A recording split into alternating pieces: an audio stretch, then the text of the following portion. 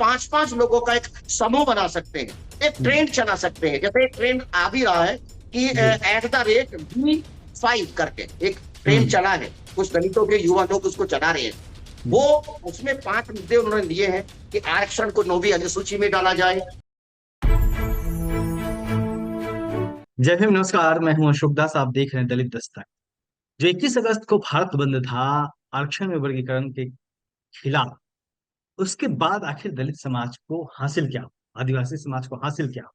और यह अभी चर्चा चल ही रही थी। इसी बीच में जातीय जनगणना का जिन एक बार फिर से निकल गया है। राहुल गांधी ने फिर से इलाहाबाद में इसकी मांग कर दी है, जिसके बाद से इस पे चर्चा शुरू है। हमारे साथ है सतीश प्रकाश जी, जो भी हमसे बातचीत करने से पहले जातीय जनगणना के मुद्दे पे आज तक में थे, वहां बात कर रहे थे। सतीश जी, सबसे पहले तो हम भारत बंद पे बात करेंगे। जिस तरीके से हुआ 21 अगस्त को, एक बड़ा एक कॉल की गई थी 1 अगस्त के स्टेटमेंट के बाद सुप्रीम कोर्ट के। 3 4 दिन बीत गए, उसके बाद क्या लगता है समाज के बीच में क्या हलचल है? क्योंकि आप तमाम लोगों से मिलते जुलते हैं। आप जो आया है प्रतिक्रिया लोगों की। नहीं, देखिए दास साहब, एक तो इस देश के जो वंचित समाज है, जी। सफल और शांतिपूर्वक जो अब भारत बंद रहा, वो हम्म। सफल रहा और वो शांतिपूर्वक रहा। हम्म।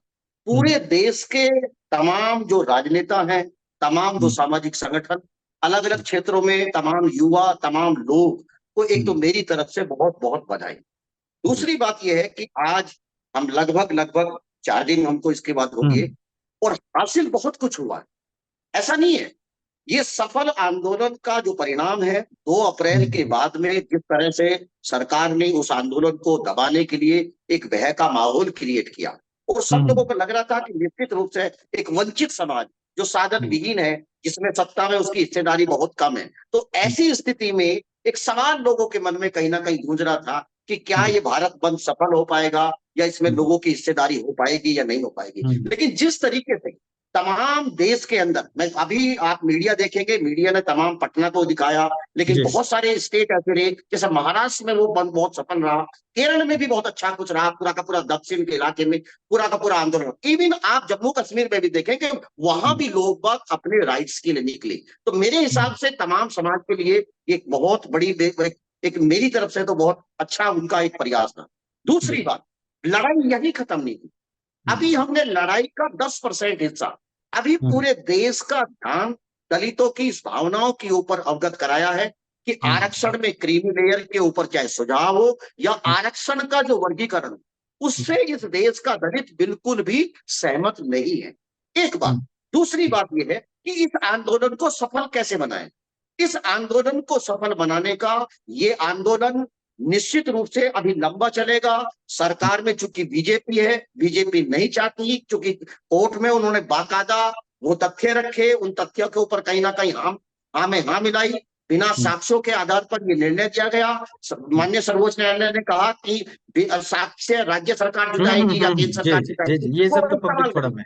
लेकिन अब हम्म। सवाल ये है कि इस देश के दलितों की अब क्या भूमिका होनी चाहिए। जी। यहाँ भूमिका बहुत महत्वपूर्ण है। मैं फिर आपके इस कार्यक्रम में एक बार फिर कह रहा हूं कि हम्म। तमाम जो पॉलिटिकल लीडर्स हैं, हम्म। वो किसी भी दल में काम करते हो, तमाम जो हम्म। सामाजिक संगठन है, चाहे उनमें कितनी भी वैचारिक मतभिन्नता हो सकती है, हम्म। और तमाम युवा वर्ग, तमाम पढ़ा लिखा वर्ग, तमाम जो बेरोजगार लोग हैं, उनको आज ये मुहिम को कहीं ना कहीं आगे बढ़ाना चाहिए। हम्म। उसके आगे बढ़ाने के तरीके बहुत सारे हो सकते हैं, जैसे हम्म। सोशल मीडिया भी एक बहुत बड़ा व्यवस्था हो सकती है। कहीं जी। ना कहीं हम पांच पांच लोगों का, क्योंकि उस वक्त हमारे पास समय नहीं था, तो हम पांच पांच लोगों का एक समूह बना सकते हैं, एक हम्म। ट्रेंड चला सकते हैं। जैसे एक ट्रेंड आ भी रहा है कि जी। @B5 करके एक ट्रेंड हम्म। चला है, कुछ दलितों के युवा लोग उसको चला रहे हैं।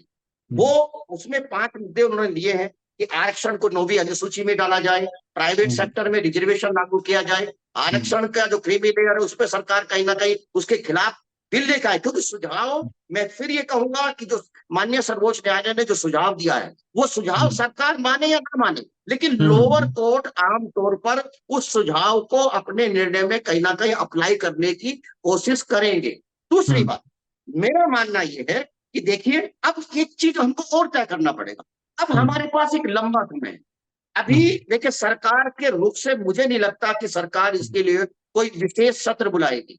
और वो विशेष सत्र को लेकर के संशय इसलिए भी बन जाता है कि भारत की सबसे बड़ा विपक्षी दल, अभी कांग्रेस ने जो खड़गे साहब के घर पे जो मीटिंग की थी उसका कोई परिणाम नहीं निकला है। अभी समाजवादी पार्टी के जो अखिलेश जी उन्होंने मात्र एक ट्वीट किया। मेरे समय में मेरा मानना यह है कि भारत के दलितों का एक प्रतिनिधिमंडल बने, हर जिले स्तर के ऊपर एक मंडल बने, हर प्रदेश स्तर के अंदर मंडल बने, और उनको तमाम विभिन्न दलों के लोगों से जाकर के, विधायक से, एमपी से जाकर के मिलना चाहिए, और उसकी पिक्चर कहीं ना कहीं @V5 करके एक कोई भी एक सोशल मीडिया का एक प्लेटफॉर्म डाल करके आप उन एक्टिविटी को कहीं ना कहीं सरकार के सामने रख सकते हैं। एक छोटी सी बात और कहूंगा कि ऐसे समय में, क्योंकि अब वो समय हमारे पास कम था, अब या तो हम आगामी लोकसभा के सेशन का इंतजार करें और जी आगामी लोकसभा के सेशन में सरकार के ऊपर एक दबाव बनाए, सरकार को एक इस तरह का माहौल तैयार करें, और कहीं ना कहीं एक सरकार को हमको अल्टीमेटम भी तय करना पड़ेगा कि जब सेशन होगा उसके उसके जो पहला जो सप्ताह होगा, जी। पहले सप्ताह में ही या तो सेशन शुरू होने के 5वें दिन भी ये हो सकता है कि सरकार ये ना हम्म। करे कि पहले दिन तो हम नहीं कर सकते, जी सरकार का इंतजार। और ये समय, देखिए इसमें कहीं ना कहीं अगर हम चूक गए, निश्चित हम्म रूप से कांग्रेस का नजरिया या बीजेपी का नजरिया या बहुत सारे ऐसे क्षेत्रीय दल है जो कहीं ना कहीं जो वंचित समाज के लोग हैं उसमें दूसरे समाज के लोग बाग उसको चला रहे हैं, हम्म तो वो नहीं चाहते हैं, वो चाहते हैं कि आरक्षण में कहीं ना कहीं वर्गीकरण हम्म हो और आरक्षण हम्म। को एक लंबे समय तक कहीं ना कहीं लटका के रखा जाए।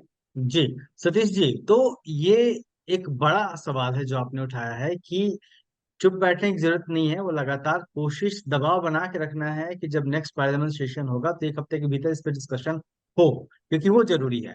अगर ढीला पड़ गया है, आंदोलन ढीला पड़ गया तो फिर वो चीजें हाथ से निकल जाएंगी, ये आप कहना चाह रहे हैं। और कहीं ना कहीं चल भी रहा है, V5 की बात आपने कही, तो कहीं ना कहीं ये मुहिम अभी शुरू है, लगातार लोग इस पे काम कर रहे हैं। नहीं, निश्चित रूप से लोग काम कर रहे हैं, इसमें कहीं कोई दो राय नहीं, लेकिन देखिए समय सुनिश्चित करना पड़ेगा। जी आपको कहीं ना कहीं सरकार को यह बताना जी। पड़ेगा कि ठीक है, आप जैसे ही सेशन, पहली मांग तो यह हम्म है कि सरकार विशेष सत्र बुलाए, लेकिन हम्म। सरकार के नजरिए को देख करके मुझे नहीं लगता कि सरकार कोई नया सत्र या सत्र विशेष सत्र बुलाएगी, बुलाने की बिल्कुल। स्थिति में है। लेकिन हमको आगामी सत्र का इंतजार करना पड़ेगा, और अब यह तय भी करना पड़ेगा जी कि अगर सरकार हमारी बात को नहीं मानती तो निश्चित रूप हम्म। से इस देश का दलित फिर भारत बंद के रूप में अपनी जी बातें मनवाने के लिए सड़क के ऊपर आएगा। ओके। आंदोलन करना कोई बुरी बात नहीं है, हम्म। किसी भी लोकतांत्रिक व्यवस्था में आंदोलन जनता का एक लोकतांत्रिक अधिकार है, और इस जी देश को आजादी भी आंदोलन से ही मिली है। जी सतीश जी, इस देश अच्छा। की जो आजादी है। जी जी, अच्छा, जातीय जनगणना क्या की भी बात लगातार हो रही है, 2-3 दिनों से पब्लिक फोरम में उस पर डिस्कशन हो रहा है। आप खुद तमाम चैनलों पर डिस्कशन में थे। जो प्रयागराज में राहुल गांधी का स्टेटमेंट है उसके बाद राहुल गांधी इस पे काफी जोर दे रहे हैं। दोनों मामलों को अगर एक साथ देखने की कोशिश की जाए तो वो कैसे जुड़े हुए हैं और दोनों एक दूसरे को किस तरीके से प्रभावित करें। नहीं, देखिए दास साहब, धर्म की राजनीति को खत्म करने का एक ही तरीका है, हम्म। सामाजिक न्याय की लड़ाई को आगे करें। जी अब ये राहुल गांधी जी को तब याद आया कि जब वो सत्ता में नहीं है, और ये भी हम्म आपको मानना पड़ेगा कि चाहे हम्म बीजेपी हो या कांग्रेस हो या और हम्म वे दल हो, कोई भी वो दल हो, कि हम्म जो सामाजिक रूप से पिछड़े वर्गों के द्वारा, लोगों के द्वारा संचालित नहीं है, जब वो हम्म सत्ता में नहीं आई या जब वो सत्ता हम्म, में नहीं रहे, तब वो सामाजिक न्याय की बात करेंगे। लेकिन जब वो सत्ता में आ जाते हैं, वो कहीं ना कहीं सामाजिक न्याय की लड़ाई से अपने आप को अलग करते हैं। जातीय जनगणना को लेकर के एक जी बहुत बड़ा भ्रम है। हम्म जातीय जनगणना भारत में हो चुकी, भारत हम्म। के तमाम लोगों को सरकार के ऊपर यह दबाव डालना चाहिए जी कि 2011 में जो जातीय जनगणना जिस जिस एजेंसी ने की, 5,000 करोड़ रुपए भारत सरकार ने जो खर्च करके जो हम्म जातीय जनगणना के भी आंकड़े जुटाए थे, वो खराब हम्म। कैसे हो सकते हैं? सही उसी बात। एजेंसी से वही संस्था जनगणना के आंकड़े आपके सामने रखती है, वो तो आप सच सामने मान रखते लेते हैं। हैं। लेकिन हम्म जातीय जनगणना के आंकड़े जो आप रखते हैं उसमें, चूंकि देखिए दो चीजें आप मान के चलिए कि जी हम जीवन भर जात को ढोते हैं, हम्म जीवन भर हम्म हमेशा जात को अपने गले में तख्ती डाल करके हम हमेशा उसका प्रदर्शन हम्म करते हैं। लेकिन जाति के नाम पर अगर गणना हो जाएगी तो उससे हम्म कहीं ना कहीं आप बचते इसलिए हैं कि हम्म भारत का एक कला, हम्म तो बिल्कुल सच है, जो हम्म काला सच है वो बाहर निकल करके आएगा।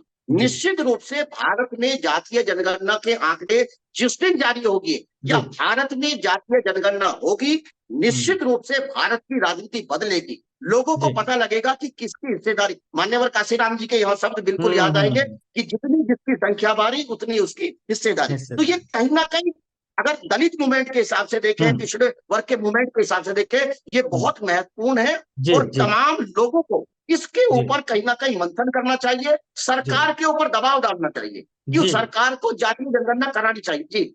जी जी। बहुत शुक्रिया सतीश जी। तो दो इम्पोर्टेंट डेवलपमेंट थे जिसके बारे में हमें बात करनी थी, और सतीश जी जो सोशल एक्टिविस्ट हैं और लगातार इन दोनों मुद्दों पे लगातार तमाम चैनलों पे डिस्कशन में शामिल रहते हैं, सामाजिक चिंतक हैं, उन्होंने बताया। सतीश जी बहुत बहुत शुक्रिया आपका वक्त देने के लिए। जय हिंद सर। तो देखते रहिए दलित दस्तक। हमारे चैनल को लाइक करिए, अपने दोस्तों के बीच में शेयर करिए, सब्सक्राइब करवाइए, खुद करिए, और संभव हो तो आर्थिक मदद भी जरूर करिए, ताकि हम यूं ही बुलंदी से काम करते रहें। जय हिंद।